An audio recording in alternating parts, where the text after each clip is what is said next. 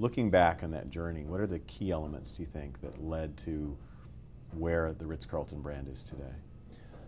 Oh, I think we were driven by producing something that was consistently excellent.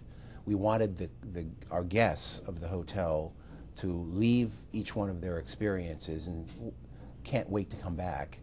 And then we wanted to actually grow to where the guests wanted us to be. The world is a global marketplace right now, and back even in 1983, we said we've got to continue growing all over the world. I believe it was early 1986 when the owner of the Ritz-Carlton Hotel Company went to Paris to purchase the remaining rights to its name to be able to expand outside of the United States, because the original purchase in 1983 was only domestic U.S. But the point of the matter is we recognized that in the global marketplace and the world being a small place, that we had to be where the customer wanted to be. So it was always part of our mantra to build in the most important cities in the world. But in the early days when we were a 4-hotel company, that was a dream more than a reality.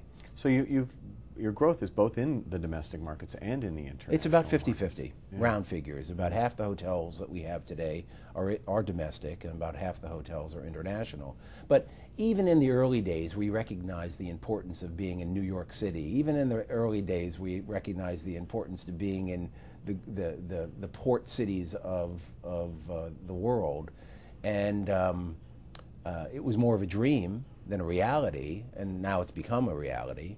But we started with, I think, the 2 great hotels on the East Coast, one on the East Coast, one on the West Coast, that kind of put us on the map, the Ritz-Carlton Laguna Niguel and the Ritz-Carlton Naples. We also had Buckhead and Atlanta, business hotels. But jumping from a brand that was known only for business, Boston, business and social, to jumping into a brand that was business, social, and recreational and fun, and kind of taking what was already a great hotel company and make it even better by adding the resort aspect to the portfolio. I really think that helped leapfrog us to our success, because the great companies of the United States, the great companies of the world started using our properties for their conferences, and those attendees became our loyal guests and so forth, and the rest is the growth from